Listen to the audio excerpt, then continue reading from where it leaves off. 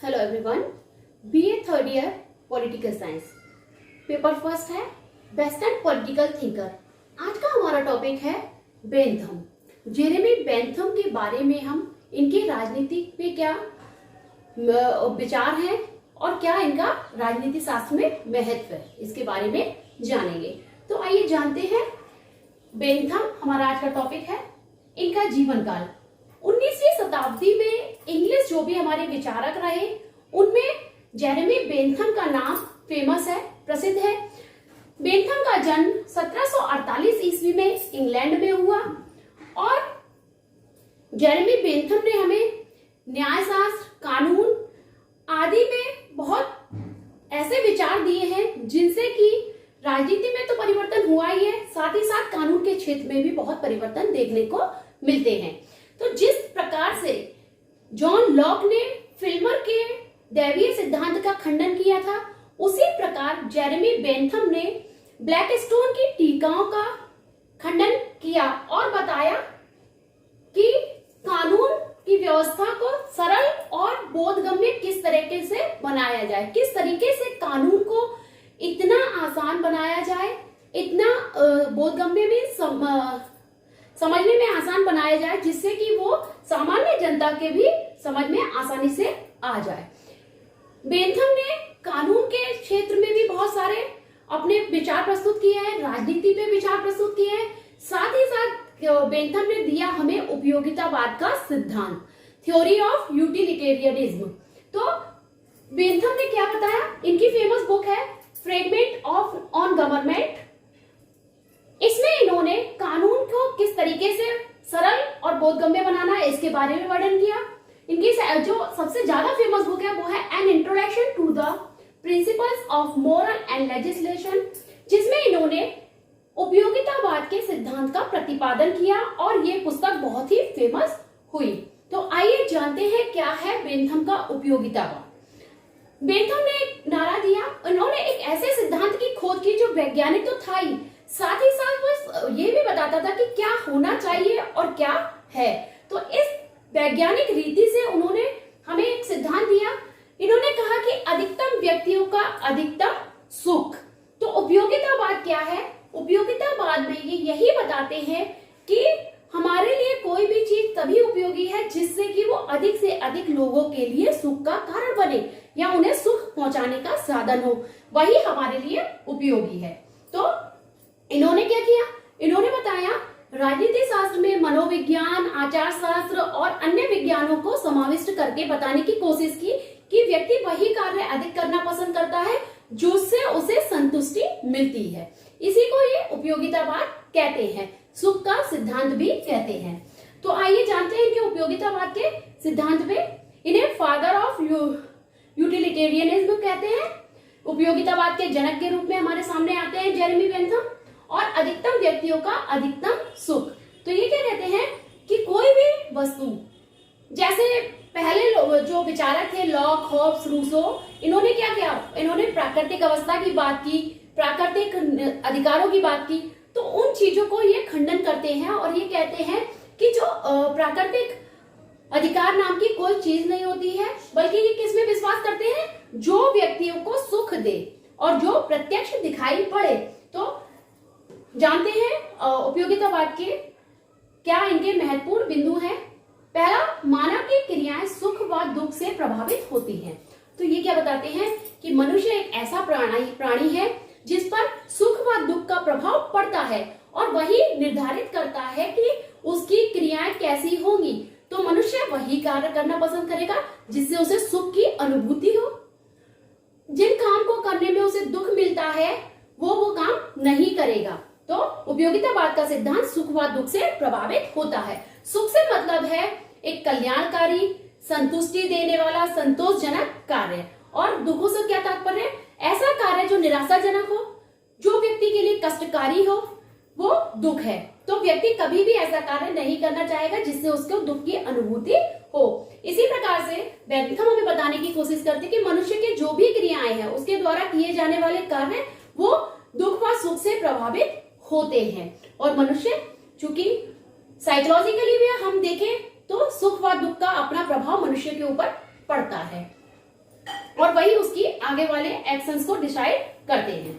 दूसरा, सुखों व दुखों के बीच मात्रा का अंतर होता है। तो एक गणितीय सूत्र के आधार पर बेंथम ने बताया कि सुख और दुख इन दोनों के बीच एक मात्रात्मक परिमाणात्मक अंतर पाया जाता है। क्वालिटी को ये अनदेखा करते हैं, गुणात्मक नहीं बताते हैं, बल्कि ये कहते हैं कि सुख की मात्रा कितनी है, दुख कितने मिले हैं, इन दोनों को जोड़कर हमें जो परिमाण मिलता है उसी से हम व्यक्ति के कार्य को और उपयोगिता का पता लगाते हैं।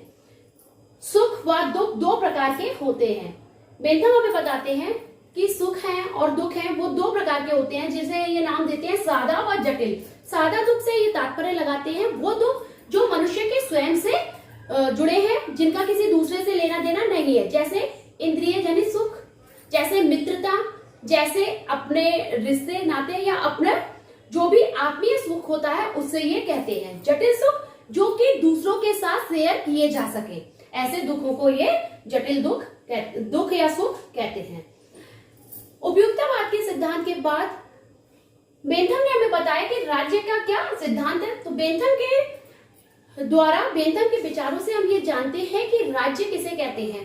तो इससे पहले की जो थ्योरी थी, जैसे राज्य किसी समझौते के आधार पर है या ईश्वरीय है, दैवीय सत्ता द्वारा निर्माण हुआ है, उन विचारों का ये खंडन करते हुए ये एक नया सिद्धांत प्रस्तुत करते हैं, जिसके आधार पर ये कहते हैं कि अधिकतम व्यक्तियों को अधिकतम सुख प्राप्त हो, इसीलिए राज्य का निर्माण किया गया है। क्योंकि राज्य वो संस्था है जिससे वो जो सभी लोगों के लिए बराबर न्याय की व्यवस्था कर सके, ऐसा कार्य करेगी जिससे कि अधिकतम लोगों के लिए सुख प्राप्त हो। तो एक लोक कल्याणकारी राज्य की कल्पना ये करते हैं। ये क्या मानते हैं? राज्य व्यक्तियों को सुख देने के लिए बना है। तो राज्य क्यों बना? राज्य का अस्तित्व इसलिए आया चूंकि अधिक से अधिक लोगों का कल्याण हो सके।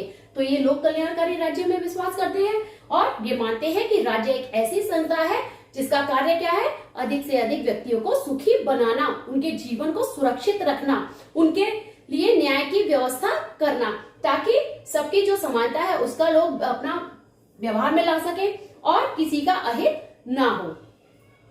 राज्य एक कानून निर्मात्री संघ है। तो बेंथम क्या कहते हैं कि कानून निर्माण का जो कार्य है वो किसका होगा? वो राज्य का होगा। राज्य ही वो संघ है जो कानून का निर्माण करेगी। चूंकि जो हमारे अधिकतम व्यक्तियों के अधिकतम सुख वाली बात है और मानवीय तौर पर अगर सभी व्यक्ति चाहेंगे कि सुख मिले तो क्या होगा कि अधिक से अधिक सुख पाने के उसमें वो क्या कर सकते हैं? दूसरों का अहित भी कर सकते हैं।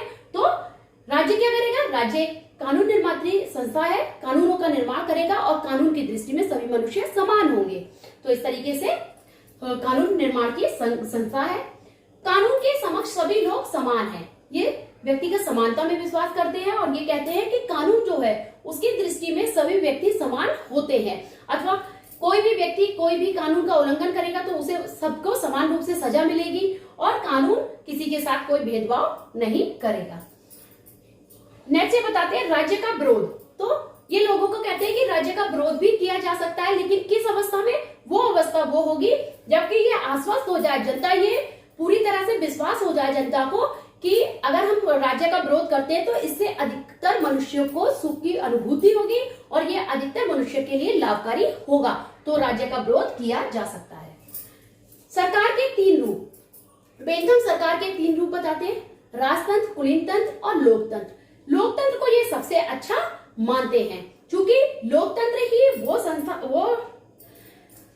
सरकार है जिसमें कि सबके हित की बात हो सके, लोक कल्याणकारी राज्य की स्थापना हो सके। तो ये लोकतंत्र के पक्षधर है।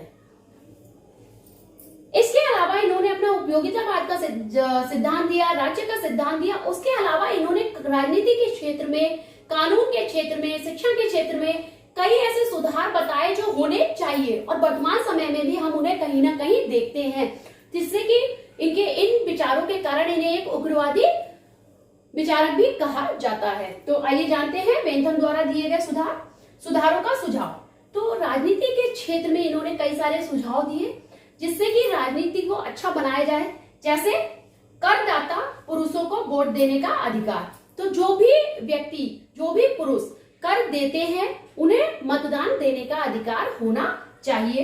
ये एक सदनीय संसद में विश्वास करते थे, इसीलिए ये चाहते थे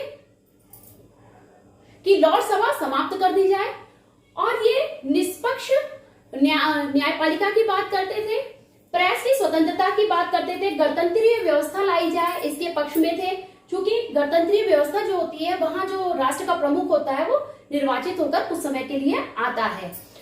प्रेस की स्वतंत्रता में विश्वास, तो बेंथम का जो मत था, बेंथम ने यह भी बताया कि प्रेस को पूरी स्वतंत्रता मिलनी चाहिए, जिससे कि संसद द्वारा जो भी नीतियां बनाई जा रही हैं, जो भी कार्य किए जा रहे हैं, उनको स्पष्ट रूप में जनता के समक्ष प्रस्तुत किया जा सके।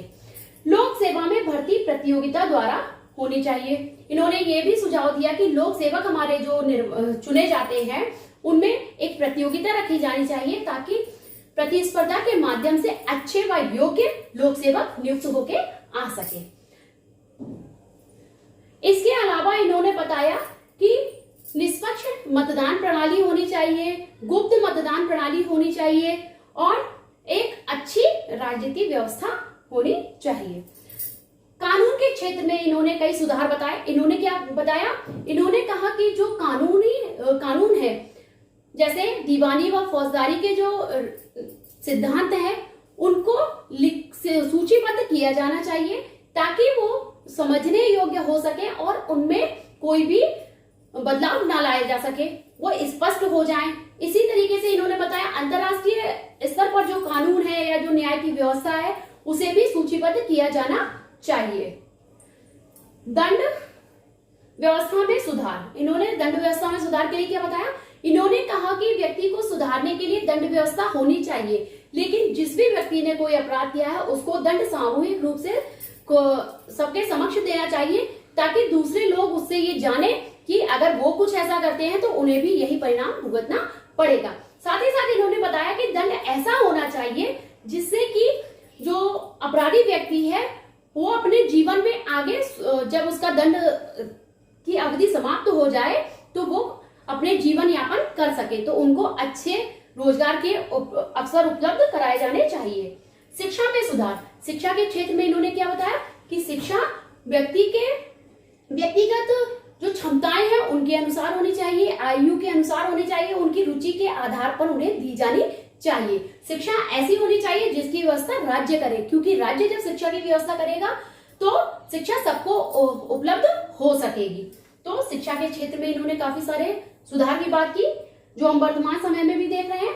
धर्म में सुधार, तो धर्म में सुधार के लिए ये क्या कहते हैं कि जो चर्च के जो पादरी वगैरह हैं, जिनको संसद में जिनके पद नियुक्त किए जाते हैं, उन समाप्त कर दिए जाएं, क्योंकि जो धर्म से जुड़े लोग होते हैं वो क्या करते हैं, वो लोगों में धर्म से जुड़ी गलत चीजें फैलाते हैं, जिससे कि कहीं ना कहीं राजनीति और मानव का साधारण जनजीवन प्रभावित होता है।